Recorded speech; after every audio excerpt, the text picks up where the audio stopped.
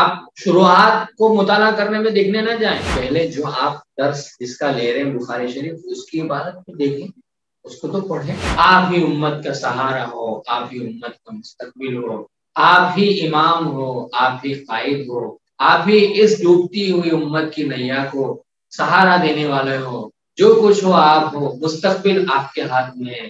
اگر آپ اچھے ہو انشاءاللہ امت اچھی، اگر آپ کم صلاحیت ہیں، کمزور ہیں، اپنے آپ کو آپ لاچار اور مجبور سمجھتے ہیں تو سمجھ لیجیے آپ یہ ہماری امت بھی اب لاچار اور مجبور رہے گی۔ اچھا، ایک چیز جس کے اوپر ہمیں اس موضوع پر آگے اور بات کرنا ہے وہ یہ ہے کہ طلبہ جب مدارس میں آتے ہیں، قیام کرتے ہیں اور پڑھائی جب شروع ہو جاتی ہے تو ان کو کچھ مشکلات ہوتی ہیں۔ مثلا درسگاہ میں جاتے ہیں تو دل نہیں لگتا ہے نا، دل نہیں لگتا ہے، کبھی ذہن آمدہ نہیں رہتا ہے، استاد تقریر کر رہے ہوتے ہیں دھیان کہیں اور رہتا ہے، سمجھتے ہو ایسا ہوتا ہے طلبہ بھی، چونکہ وہیں کے آدمی ہیں تو جانتے ہیں۔ درسگاہ میں جب داخل ہوتے ہیں تو دھیان نہیں رہتا ہے، توجہ نہیں رہتی ہے، تو اس کا کیا طریقہ ہے؟ دیکھو میں آپ کو بتاتا ہوں۔ ہم لوگ درسگاہوں میں سنتے رہتے ہیں کہ بھائی طلبہ مطالعہ کر کے آئے ہیں، ہے نا۔ جب ہم دیکھتے ہیں کہ یہ کہا جاتا ہے کہ طلبہ مطالعہ کر کے آئے تو ہم کیا کرتے ہیں پتہ ہے؟ بخاری شریف کی شرح لاتے ہیں فتح الباری اور اس کو پڑھتے ہیں۔ بخاری شریف کی شرح لاتے ہیں، فتح الباری اس کو پڑھتے ہیں، مسلم شریف کی شرح لاتے ہیں نووی اور دوسری فتح الملیم وغیرہ اس کو پڑھنے لگتے ہیں، ہے نا، اور ابو داؤد کی شرح لاتے ہیں اس کو پڑھتے ہیں، جو ہے تو اس طرح کی دوسری چیزوں پر ہم توجہ کرنے لگتے ہیں۔ بعض لوگ پوچھ رہے ہیں کہ کتاب کا نام کیا ہے، جو ہم نے بتائی وہ نام ہے فضلائے مدارس اور عصر حاضر میں کام کی راہیں، وہ بتائیں گے انشاءاللہ آپ کو۔ جی تو بات سنیے پہلے کہ یہ جو ہے فہم عبارت اور حل کتاب کے بارے میں ہم نے بتایا۔ ہاں، درسگاہ میں جب ہم جاتے ہیں تو اساتذہ ہم سے کہتے ہیں کہ وہ مطالعہ کر کے آئیں، تو ہم کیا کرتے ہیں، ہم جو مدروسہ کتابیں ہیں یعنی نصاب میں داخل کتابیں اس کا مطالعہ کرنے کے بجائے ہم شروحات کا مطالعہ کرتے ہیں۔ ابن حجر نے اور عسقلانی رحمۃ اللہ علیہ نے اور علامہ عینی وغیرہ نے جی جو شروحات لکھی ہیں وہ آپ سمجھیں گے، لیکن پہلے جو آپ درس جس کا لے رہے ہیں بخاری شریف اس کی عبارت کو دیکھیں، اس کو تو پڑھیں۔ تو جب مطالعہ کر کے آئیں، ایسا اساتذہ کہیں تو آپ کو آئندہ دن میں کیا حدیث پڑھنا ہے، چونکہ شروعات میں سبق تھوڑا تھوڑا ہی ہوگا، تو آپ کو ان احادیث کے الفاظ، عبارتیں اور ان کے اعراب وغیرہ اور کچھ تھوڑا بہت مطلب اور ترجمہ پر دھیان دینا چاہیے۔ بس آپ شروعات کو مطالعہ کرنے میں دیکھنے نہ جائیں، وہ آپ روزانہ نہیں کر پائیں گے عزیزو، سمجھتے آپ کا حوصلہ نہیں توڑ رہا ہوں لیکن زمینی بات بتا رہا ہوں۔ پڑھیں، ٹھیک ہے، ماشاءاللہ آپ ذہین ہیں اور پڑھتے ہیں تو آپ اس کو کریں، میں پڑھنے سے منع نہیں کر رہا ہوں، لیکن آپ کو یہ بتا رہا ہوں کہ اس کو کریں نہ کریں کوئی مسئلہ نہیں، لیکن آپ کا جو سبق آئندہ کل ہونے والا ہے اس کا مطالعہ ضرور کریں، یہ کہنا چاہیے۔ بات سمجھے آپ؟ جی دیکھو میں آپ کو بتاتا ہوں کہ دھیان کیوں نہیں رہتا ہے۔ آپ کو میں کہتا ہوں کہ آپ بازار میں جا رہے ہیں اور آپ کو گھر سے کہا ہے فلان چیز لے کر آنا ہے، تو میرا سوال آپ سے یہ ہے کہ آپ جب بازار میں سبزی منڈی میں گھومیں گے تو گھر سے جو سبزی لانے کے لیے کہا گیا ہے آپ اس کو مارکیٹ میں ڈھونڈیں گے نا، صحیح ہے نہیں؟ جی ابھی میں مثال کو سمجھاؤں گا۔ اور اگر آپ سبزی منڈی میں ایسے ہی گھس گئے، گھر سے کچھ کہا نہیں گیا، تو آپ کو پتا چلے گا کون سی سبزی ہے؟ نہیں پتا چلے گا۔ اسی طرح سے جب آپ درسگاہ میں جائیں گے اور جو استاد سبق پڑھانے والا ہے، آج جو استاد صاحب سبق دیں گے اس سبق کی عبارت حدیث وغیرہ پر جب آپ پہلے سے دیکھ کر نہیں جائیں گے تو استاد کیا کہہ رہا ہے وہاں دھیان کیا رہے گا؟ اگر آپ عبارت کو پہلے سے دیکھ لیں گے، حدیث کو پہلے سے مطالعہ کر لیں گے، آپ پڑھ لیں گے، تو اس پڑھنے سے آپ کے پاس ایک ہدف آ جائے گا،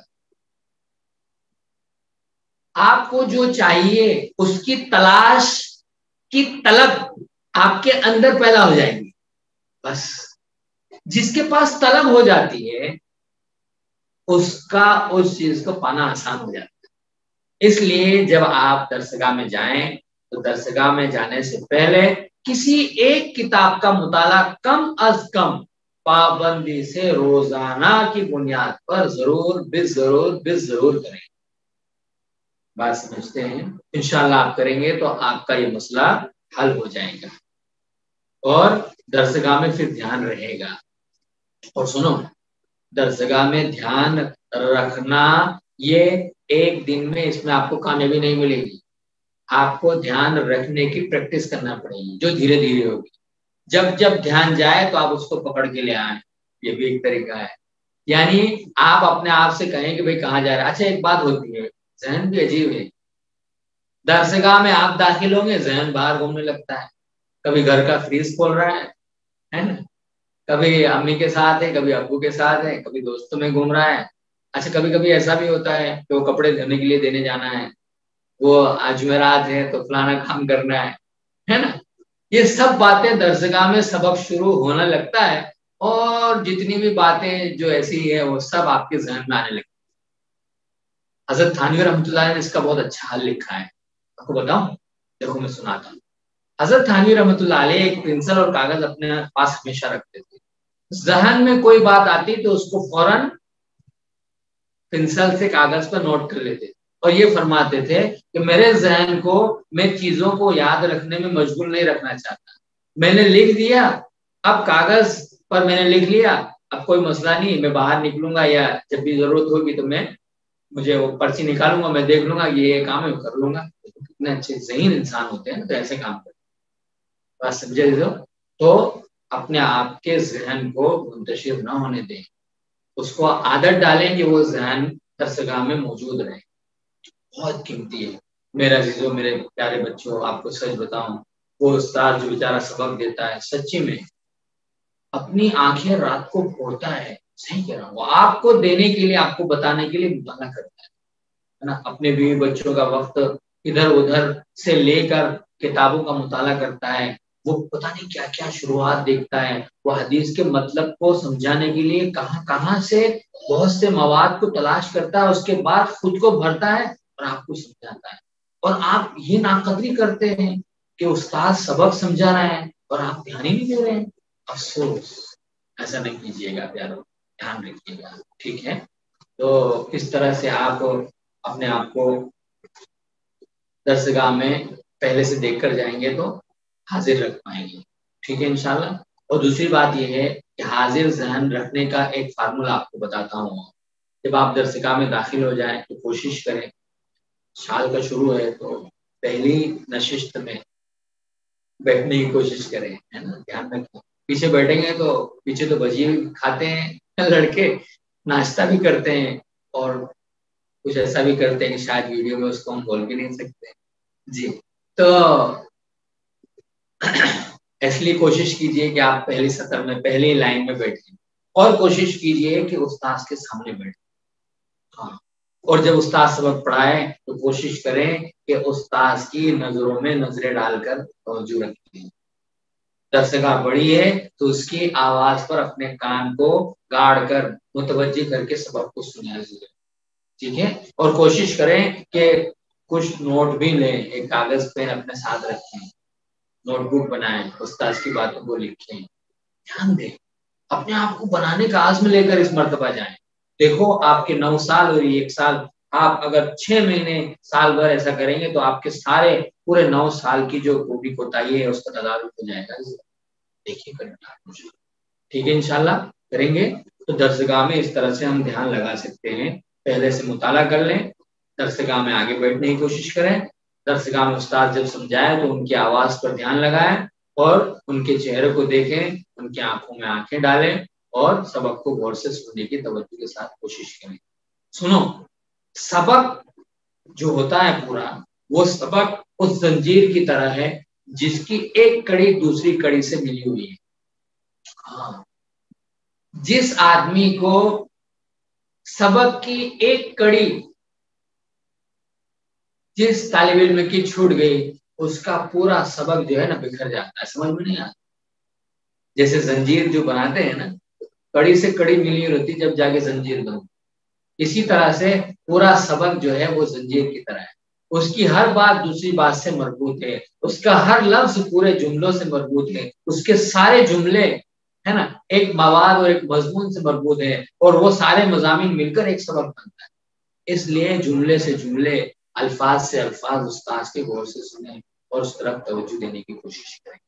بات سمجھ میں آئی؟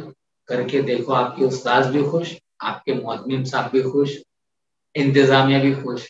بات سمجھے آپ؟ تو اس طرح سے ہم کریں۔ اب آتا ہے مسئلہ درسگاہ میں نیند کا، کہ بعض دفعہ طلباء کو درسگاہ میں نیند آتی ہے یا ویسے ہی سستی اور غفلت رہتی ہے۔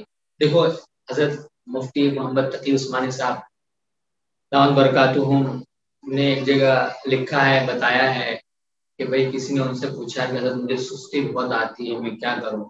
تو مفتی تقی صاحب دامت برکاتہم فرمانے لگے کہ بھائی سستی کا علاج تو صرف ہے چستی، بس۔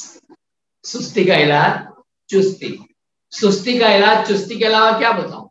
اس لیے آپ کو چاہیے کہ آپ چست ہوں، اور آپ چست کب ہوں گے؟ جب مقصد آپ کے ذہن میں طے ہوں۔ آپ کچھ طے کریں کہ مجھے ایسا کرنا ہے، مجھے کچھ ایسا بننا ہے، آپ مقصد طے کریں گے، آپ جو کچھ آپ کو حاصل کرنا ہے اس کو آپ اپنے سامنے رکھیں گے، تو انشاءاللہ آپ کو چستی آئے گی، سستی آپ کی بھاگ جائے گی۔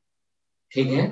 تو اس طرح سے آپ سستی کو، غفلت کو مٹا سکتے ہیں۔ آپ سزا بھی دے سکتے ہیں اپنے آپ کو، مثلا آپ 5-10 رکعت نماز پڑھیں، 4-10 6 رکعت 10 رکعت نماز پڑھیں، سستی آئے کہ بھائی سستی آتی ہے اس لیے میں سزا نماز پڑھتا ہوں، یا اللہ نے آپ کو مال دیا ہے تو آپ 10 روپے صدقہ کریں، کہ آج میں نے سستی کی، سبق دھیان سے نہیں سنا، یا آج میں ایسا رہا تو میں کروں، روحانی طاقت ملے گی۔ ہمارے حضرت امام منیر صاحب برکاتہم فرماتے ہیں کہ اپنے آپ کو اس طرح کی سزا دینے سے، صدقے سے، نمازوں سے اس طرح سے سزا دیتے ہیں نا، سزا نہیں ہے وہ، یعنی اس طرح سے ہم جب طے کرتے ہیں تو اس سے روحانی طاقت ملتی ہے۔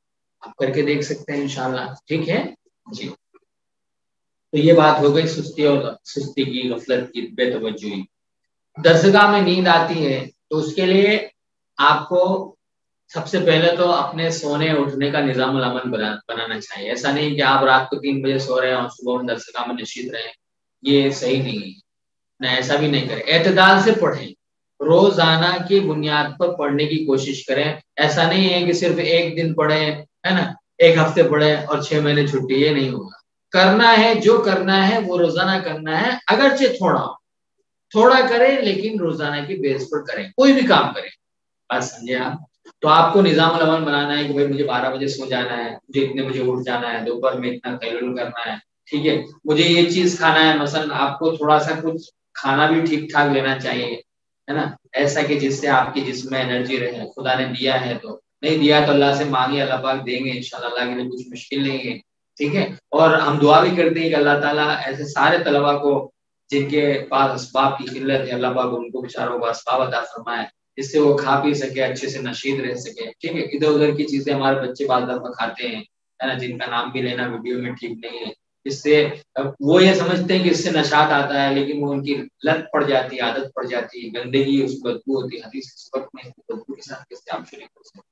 لہٰذا ایسی سب چیزوں سے بچتے ہوئے اتنے ہی پیسے کا جو آپ 5-10 روپے کی پوڑیاں خریدتے ہیں، اتنے سے آپ کچھ بادام، کچھ کیلے، کچھ فروٹ، کچھ سیب یا اس طرح کی چیز لے سکتے ہیں اور کھا سکتے ہیں۔ تو انشاءاللہ اس سے آپ کی جسمانی صحت بھی ٹھیک رہے گی، آپ کو غذا اچھی ملے گی اور آپ نشاط کے ساتھ رہ سکیں گے۔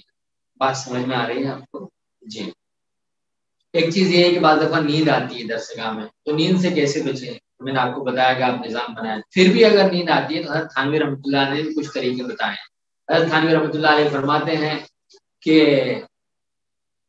آدمی کو چاہیے کہ کالی مرچ اپنے پاس رکھے، ہے نا، گجراتی میں اس کو کالی مری بولتے ہیں، وہ بازار سے لے لیں یا ابھی گھر سے جائیں گے تو ساتھ میں لے جائیں تھوڑی سی، اور درسگاہ میں اس کے چاہیں تو جیب میں اس کے کچھ دانے رکھ لیں، جب نیند آنے لگے تو اس کو منہ میں آپ دبا کے اس کو چبائیں چونکہ وہ نسبتاً تھوڑی تیز ہوتی ہے، تیز لگے گی، ظاہر بات ہے نیند بھاگ جائے گی۔ حضرت تھانوی رحمۃ اللہ علیہ فرماتے ہیں کہ ویسے یہ حافظے کو اور ذہن کو بھی تیز کرتی ہے کالی مرچ، اور بلغم کو بھی کاٹتی ہے، اس لیے آپ کو انشاءاللہ صحت کے اعتبار سے بھی یہ مفید رہے گی۔ تو آپ اس طرح سے اس کالی مرچ کا بھی استعمال کر سکتے ہیں نیند بھگانے کے لیے، یا اور جو ٹریک ہو اس کو یوز کرے، استعمال کرے اور اپنے آپ کو نشیط رکھنے کی کوشش کرے۔ अजीजों आपको सच कहता हूँ, आपसे कीमती इंसान इस धरती पर कोई नहीं। सच में आप ही उम्मत का सहारा हो, आप ही उम्मत का मुस्तकबिल हो, आप ही इमाम हो, आप ही कायद हो, आप ही इस डूबती हुई उम्मत की नैया को सहारा देने वाले हो। जो कुछ हो आप हो, मुस्तकबिल आपके हाथ में है। अगर आप अच्छे हो इंशाअल्लाह उम्मत अच्छी। अगर आप कम सलाहियत हैं, कमजोर हैं, अपने आप को आप लाचार और मजबूर समझते हैं, तो समझ लीजिए आप ये हमारी उम्मत भी अब लाचार और मजबूर रहेगी। अल्लाह ताला हमारे तलबा को हिम्मत दे, हौसला दे, उनको एक ताकत दे और अंदर से उनको उठान दे। अल्लाह ताला उनके लिए आसानियां पैदा फरमाए, अल्लाह पाक सहूलियत पैदा फरमाए।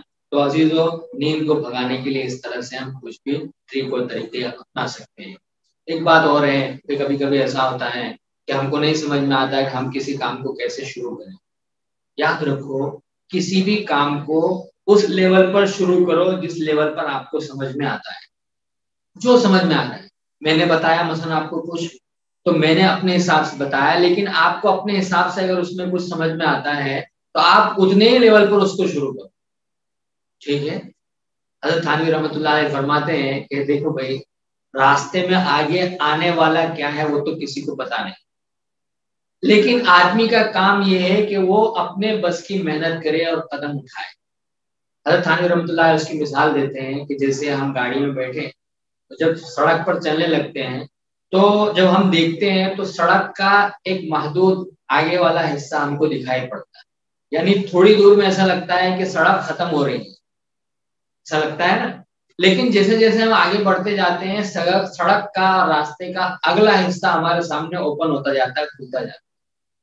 बस हज़रत थानी फरमाते हैं कि किसी भी काम में इस मिसाल को तुम तत्बीक देने की कोशिश करो कि शुरुआत में आपको जितना समझ में आता है उतना शुरू करो, काम करने लग जाओ, आप आगे चलेंगे, आपको आगे की सड़क और अगला रास्ता आपको खुद समझ में आएगा। इसलिए अजीजों, मेरे प्यारों, उम्मत के मुस्तकबिल बनने वाले नौजवान उलमाए किराम, तलबा अजीज, आप बहुत कीमती हैं। अपने आप को संवारें, अपने आप को बनाएं और अपने आप पर तवज्जो दें। इंशाअल्लाह आपसे ज्यादा कीमती कोई इंसान नहीं बन पाएगा।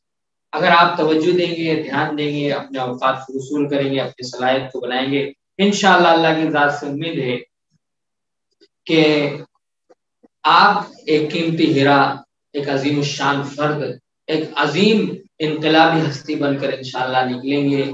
फिर आप मैदान अमल में आएंगे, वहाँ धीरे धीरे फिर काम करेंगे और रफ्ता रफ्ता आप एक ताकतवर अजीम इनकलाबी फर्द बनेंगे और इंशाअल्लाह उम्मत की इस डूबती नैया को संभालने की और उसका खिलौनहार बनने की इंशाअल्लाह आपके अंदर सलाहियत होगी और इंशाअल्लाह आप रहबरी कर पाएंगे। बहरहाल हम अपनी बात को आज यहीं पर खत्म करते हैं। अल्लाह से दुआ करते हैं कि अल्लाह ताला कही गई बात पर